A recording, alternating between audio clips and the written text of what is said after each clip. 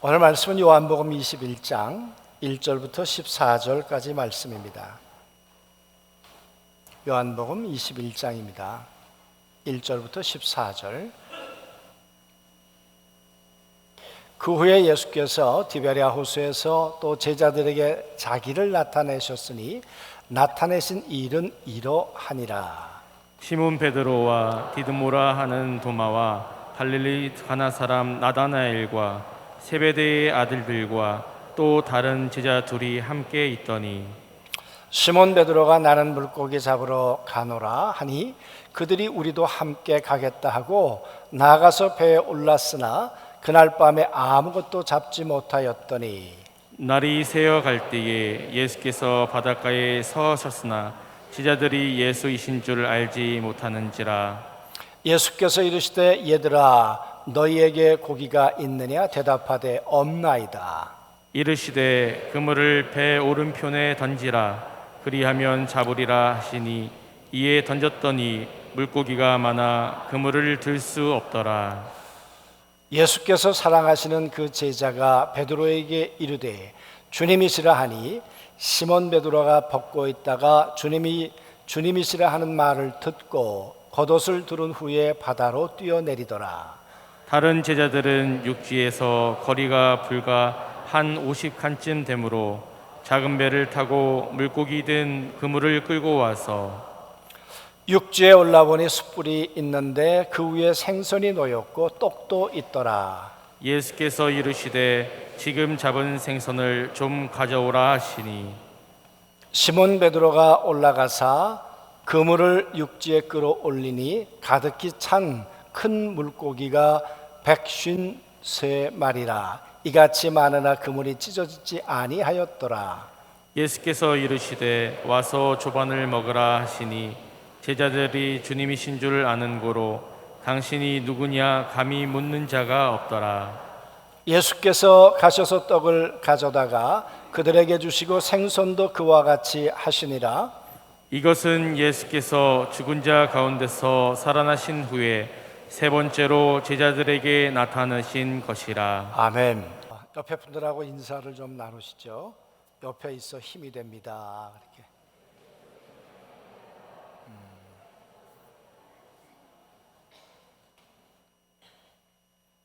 옆에 있어 짐이 되면 안 되겠죠?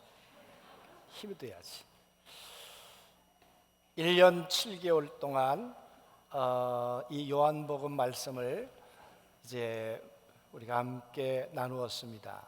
그리고 이제 다음 주면 요한복음 이제 이야기가 다 끝나게 될 것 같습니다. 지난주 말씀을 드리면서 요한복음은 20장으로 이미 결론이 난 책이다. 그렇게 말씀드렸습니다. 요한이 내가 이 글을 쓰는 이유가 있다. 뭐라 그랬습니까? 여러분 기억나시나요? 내가 요한복음을 1장부터 20장까지 여러 가지 표적을 통해 그게 어떤 의미인지를 내가 기록해 주었는데 그 모든 목적이 뭐냐? 그것은 예수가 그리스도야. 예수가 메시아야. 포도주가 떨어졌을 때 메시아, 먹을 것이 떨어졌을 때 메시아, 또 풍랑을 만났을 때 무덤에 들어가 있을 때 우리의 구원자, 그 말이었죠. 그리고 예수는 하나님의 아들이야. 사람의 아들이 아니야. 그걸 믿어 생명을 얻는 것이다. 요한복음을 쓰게 되는 배경, 그리스도인들이 4만이 죽었습니다. 산만에서 4만이 로마의 황제에 의해서 그렇게 박해를 받다가 죽어갔다 그랬습니다.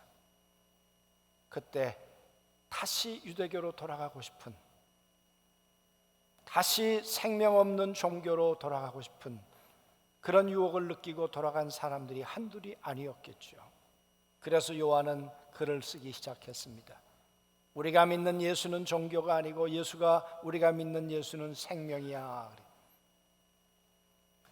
여러분, 그 예수가 십자가에 돌아가셨고 그리고 다시 살아나셨습니다. 안식 후 첫날 제자들이 모여 있는 곳에 나타나셨고, 그리고 그 제자들은 이야기했을 것입니다. 도마를 만나서, 또 많은 사람들을 만나서 우리가 부활하신 예수님을 만났다. 그랬더니 정말 잘나고 똑똑한 도마가 나는 예수님의 옆구리에다가 내 손을 넣어보기 전까지는 난 못 믿겠다. 여러분, 여드레가 되는 날 부활하신 예수님이 도마 때문에 두 번째 나타나셨어요. 그리고 손을 내밀어라. 그리고 내 옆구리에다가 넣어봐. 그랬더니 베드로가 아니 도마가 넣어보았습니까?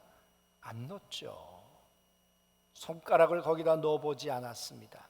그리고는 나의 주 나의 하나님이라고 고백했습니다. 그리고는 예수님께서 도마에게 얘기를 하셨어요. 보고 믿는 자보다 보지 못하고 믿는 자가 복되다. 이게 요한복음의 결론이라 그랬어요. 많은 사람들이 부활하신 예수님을 나는 못 보았기 때문에 난 부활 못 믿어 하는 사람들에게 아니야, 부활하신 주님은 40일 동안만 계셨어. 몇몇 특별한 사람들만 부활하신 주님을 보았어요. 그러면 그분들만 믿어야 합니까? 아니잖아요. 우리도 부활하신 주님을 믿어야 생명을 얻고 그리스도와 같은 부활의 몸을 입을 것이잖아요. 그래서 보고 믿는 것이 아니라 보지 못하고 하나님의 말씀을 따라 성령의 감동을 따라 믿는 자가 정말 복되다.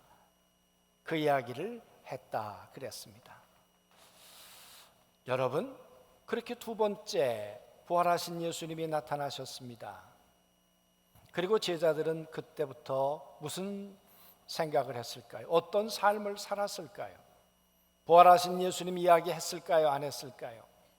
도마, 나는 손가락에 넣어볼 줄 알았는데 안 하대. 옆구리에 넣어볼 줄 알았더니 안 하대. 도마도 부활의 주님을 이제 만나게 되었어. 우리는 부활을 믿는 믿음의 사람들이야. 그런 이야기를 했을 수도 있겠죠. 그런데 오늘 이 한 7명 정도 됩니까? 베드로를 중심으로 해서 그 사람들이 고기 잡으러 가자. 베드로가 선동을 했겠죠. 그랬더니 많은 사람들이 나도 가. 여러분, 고기 잡으러 갈 수 있죠. 그게 무슨 문제가 됩니까? 베드로가 왜 고기를 잡으러 가자고 했을까? 도마는, 요한은, 세베대의 아들들은 그 깊은 내면의 동기를 알고 있었을까요? 단순히 고기 잡고 싶어서 디베랴로 갔을까요? 그럴 수도 있었겠죠, 표면적으로 보면. 그러나 여러분, 예수님의 눈에는 그게 어떻게 보였을까요? 고기 잡으러 가니까 일상으로 돌아가는 거지 뭐. 겉으로 볼 때 별 문제가 없어 보이는데, 그런데 오늘 말씀 가운데 보면 이 예수님이 나타나세요. 고기 잡으러 갔는데 예수님이 나타나세요. 그것도 새벽에 나타나셨는데 고기를 한 마리도 못 잡았다 그랬어요. 멀리서 누가 한 사람 서 있어요. 고기 사러 왔나? 그랬을런지 모르죠. 근데 뭐라고 얘기를 하는가 하면 고기 많이 잡혔어? 그랬더니 아니요, 한 마리도 못 잡았습니다. 그랬더니 그러면 오른쪽으로 그물을 내리십시오. 그래요. 여러분, 그 이야기 끝에 예수님의 사랑을 받았던 요한이라고 하는 사람이 베드로에게 뭐라고 말하죠?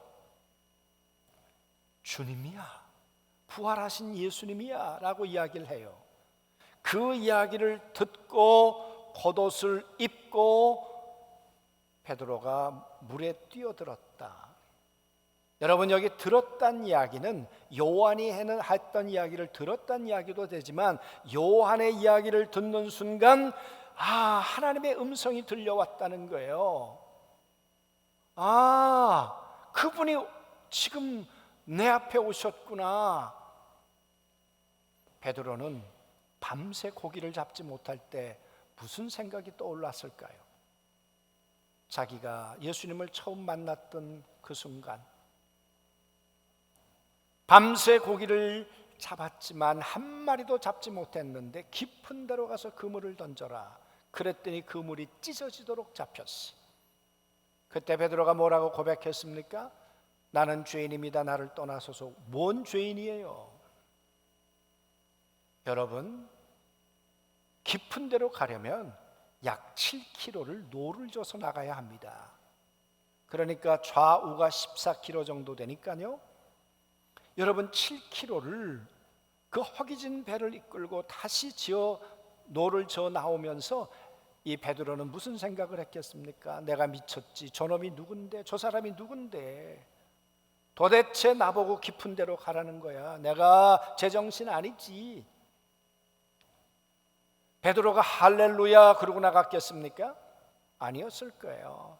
잡기는 뭘 잡아? 그러고 나갔는데 그물이 찢어지도록 잡혔단 말이에요. 그러니까 내가 죄인이에요. 나 당신에게 원망했고 불평했고 믿지도 않았고 그러니까 날 떠나세요. 그렇게 고백했을 수 있겠죠, 여러분. 그것은 베드로가 예수님하고의 새로운 출발이었어요. 그리고 주님과 많은 이야기를 만들어 갔어요. 예수님은 베드로를 위해서 많은 일들을 행하셨어요. 그랬던 베드로의 삶의 끝이 어디였습니까?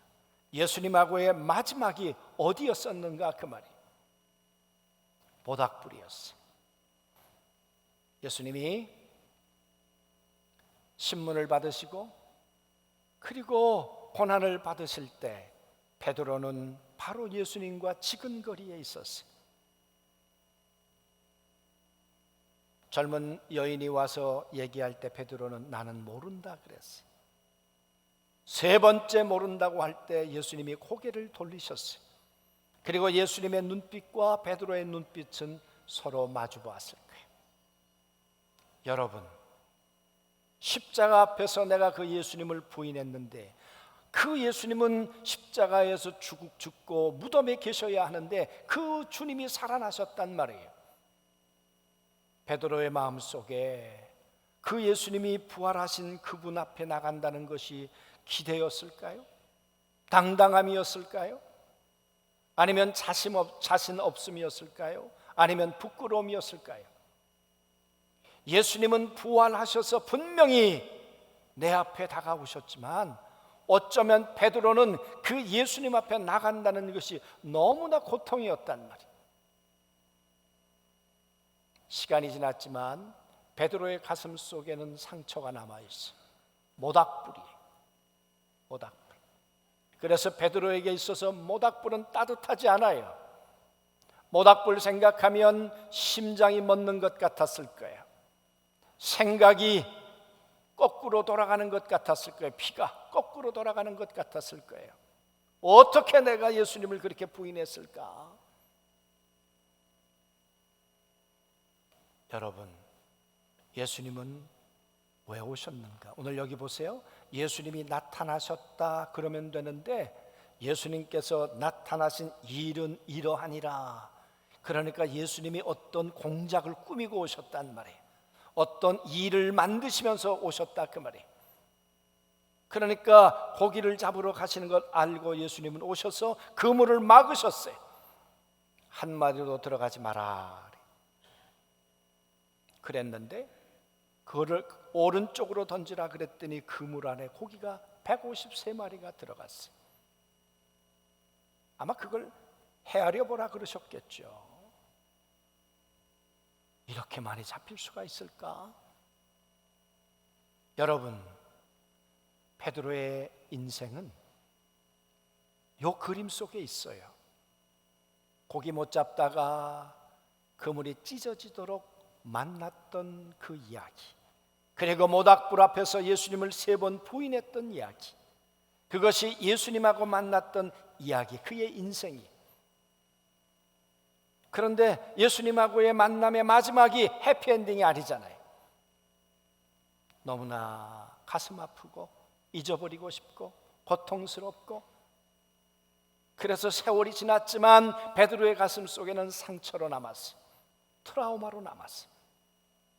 그게 발목을 잡았어요. 예수님께 나가고 싶은데 아닌 거예요. 족쇄가 잡혀 있는 거예요. 예수님이 왜 오셔서 모닥불을 피우셨나 그 말이에요. 왜 모닥불 위에다가 떡을 구우셨을까? 그리고 고기도 구워 놓으셨을까? 예수님이 미리 잡아다가 고기 구우셨다는 거 아니에요? 떡은 미리 준비해 오셨다는 거 아니에요? 이게 예수님이 하신 일이라는 거 아니에요? 그 세트장을 만든 이유가 뭐예요?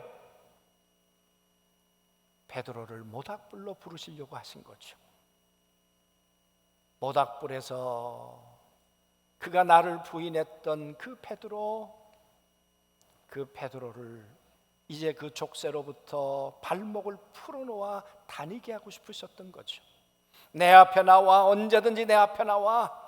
네 발목은 네가 잡고 있는 거야. 나는 이미 너를 용납했고 용서했어. 모닥불은 너에게 있어서 따뜻해야 돼. 여러분, 과거의 기억을 베드로 안에 있었던 그 상처와 아픔을, 그를 잡고 있던 이 발목을 풀어서 나에게 당당하게 나올 수 있도록 그 베드로를 만들어주고 싶어서 예수님은 오늘 그 일을 행하신 거죠. 그리고는 예수님이 이렇게 말씀하십니다. 너도 너희 잡은 고기도 좀 가져다가 이 숯불에 올려 놓아봐라. 여러분, 아마 어쩌면 신문을 받는 그날 밤과 조도가 비슷했을는지 모르죠. 그때 피워놓았던 모닥불하고 크기도 비슷했을는지 모르죠. 베드로는 그 모닥불 앞에 다가갈 수 없었는데 예수님이 부르셨어요. 그리고는 그걸 떼어주셨어요. 그냥 먹어라 그럴 수도 있는데 그걸 떼어주시면서 베드로야 먹어. 고기 먹으라는 겁니까? 내 사랑과 용서를 먹으라는 겁니까? 엘리야라는 사람을 우리는 기억합니다. 갈멜산에서 그 이방 선지자들과 싸워서 대승을 거두었던 정말 전무후무한 영적 군사이지요. 그랬던 엘리야가 승리 후에 깊은 나락으로 떨어집니다. 이세벨이 자기를 죽이겠다고 하는 그 말 한마디에 그만 그 대단했던 용사가 추락을 해서 이제 저 브엘세바로 하나님을 등지고 떠나가지 않았습니까? 여러분, 그때 하나님이 어떻게 하셨습니까? 엘리야가 가는 발걸음 그 뒤에다가 잘 가거라 이놈아 그러셨습니까? 주님이 천사를 통해 다가가셨어요. 그리고 그에게 떡과 물을 40일 동안 주었어요. 그리고 성경은 이렇게 말합니다. 그를 어루만져 주시니라. 그의 마음을, 그의 상처를, 그의 고통을 어루만져 주시니가 하나님이세요. 사랑하는 성도 여러분, 우리 하나님은 우리를 사랑하시는 분이세요. 그 사랑은 우리의 고통을 헤아리는 사랑이세요. 우리의 상처를 아시는 사랑이세요. 그리고 상처를 회복시키기 위해서 뭔가 일을 하시는 분이세요. 고기를 들고 불을 피우고 떡을 굽고 그걸 떼어 먹이시면서 그 일을 통해 베드로가 다시 회복되기를, 풀어놓아 다닐 수 있기를, 그 일을 즐겁게 하시는 분이 우리 주님이신 걸 믿습니다. 사랑하는 성도 여러분, 우리에게 상처 없는 사람이 누가 있어요? 우리에게 우리 발목에 족쇄가 묶여져 있지 않는 사람이 누가 있어요? 과거가 현재 내 발목을 잡는 사람이 한둘이에요. 내 현재를 미래를 위해 투자해야 되는데 내 현재를 과거를 해결하느라고 시간과 돈과 내 에너지를 낭비하는 사람이 얼마나 많이 있어요. 한 발자국도 나가지 못하는 사람이 얼마나 많이 있어요. 부활하신 예수님은 베드로를 찾아오셔서 더 이상 뒤를 돌아보지 마라. 이 문제 해결하고 앞을 향해 나가자. 그렇게 베드로의 새로운 출발을 인도해 주신 분이 우리 주님이신 걸 믿습니다. 그게 부활하신 주님의 일이라는 거예요. 사랑하는 성도 여러분, 그분이 지금도 성령으로 우리 안에 그 일을 행하실 줄로 믿습니다. 한 20년 전에 제가 전도를 했습니다. 이분이 그렇게 말씀하세요. 제가 강원도에서 이사 왔는데요, 제가 청년 때까지 예수 잘 믿었습니다. 그런데요, 지금은 교회 안 나갑니다. 왜 안 나가세요? 교회 나가다가 그때 기분 나쁜 일이 있었거든요. 말 한마디 들었어요. 여러분, 그 말 한마디가 발목에 잡혔어요. 족쇄가 됐어요. 20년이 되어도 그게 풀리질 않아요. 여러분, 20년 동안 얼마나 감옥 같은 그의 마음의 감옥 속에 살았겠습니까? 20년이 지났는데 20년 동안 하나님 앞에 예배하고 부활의 날을 준비하고 영원한 천국을 준비해야 되는데 20년 동안 그 기분 나쁘다는 말 한마디 때문에 그의 족쇄가 묶여서 천국을 포기하고 믿음의 삶을 포기하고, 너무 아깝잖아요. 베드로가 부활하신 주님을 다시 만나서 그 예수님께서 행하시는 일을 통해 회복되지 않았다면 베드로는 어떤 인생을 살았을까요? 그저 자책만 하고 살았겠죠. 내가 이런 놈이야. 그 말 속에는 나는 좀 더 나을 수 있었는데 그랬다. 아니, 뭐 원래 그렇죠. 저희들도 그렇고요. 여러분, 그런 줄 아시면서도 주님은 우리를 찾아오세요. 그리고 우리를 풀어놓아 이 족쇄로부터 평안하게 하고 자유롭게 만들어 주시는 분이 우리 주님이신 걸 믿습니다. 사랑이 없으면 족쇄를 채우지만 사랑은 풀어놓아 다니게 하는 거죠. 사랑이 없으면 구속하지만 사랑은 자유를 주는 거죠. 사랑은 과거만 바라보며 사는 거지만 사랑이 없으면, 그러나 사랑은 함께 미래를 바라보도록 만들어 주시는 거죠. 여러분, 오늘 주님이 말씀하십니다. 나는 그 일을 하고 있어. 내가 부활을 믿는다고? 죽음 이후에 부활할 걸 믿는다고? 물론 믿어야지. 그러나 아니, 나는 너희들에게 부활의 일을 하고 싶어. 나는 너희 가운데 찾아가서 성령으로 너희의 약함을, 너희의 상처를 어루만져서 오늘 부활의 모습으로 너희가 다시 걸어다니는 걸 보고 싶어. 다시 일어나는 걸 보고 싶어. 할렐루야, 아멘. 사랑하는 성도 여러분, 베드로에게만 주님이 그 일을 하셨을까요? 오늘 여러분 한 분 한 분을 향해서도 지금도 부활의 일을 행하고 계시는 그 놀라운 분이 우리의 구원자요 우리의 믿음의 주인 것을 믿습니다. 오늘 성령으로 찾아와 부활의 능력으로 우리 가운데 행하시는 그 일을 잠잠히 우리가 받아들이시면서 그 은혜를 덧입고 우리도 이제 누군가를 찾아가 족쇄를 채우는 것이 아니라 풀어놓아 자유케 하는 그런 삶을 여러분과 제가 살았으면 좋겠습니다. 오늘 저녁에 혹시 집에 가셔서 고등어를 구시든지 꽁치를 구시든지 고기도 구워 놓으시고 가래떡도 구워 놓으시면서 그동안 내가 잘못했다 뭐 그런 시간이 필요할런지도 모르죠. 여러분, 예수님은 떡과 고기를 그리고 모닥불을 준비하시고 일을 행하셨어요. 누군가의 문제를 풀기 위해서. 우리에게 그런 일들이 필요할런지 모르죠. 사랑하는 성도 여러분, 우리는 묶여있는 자가 아니라 풀어놓아 다니는 자가 되어야 합니다. 한 주간 그렇게 주와 함께 성령 안에 자유하며 힘있게 살아가는 그런 모든 성도들의 삶이 되시길 주님의 이름으로 축원합니다. 아멘.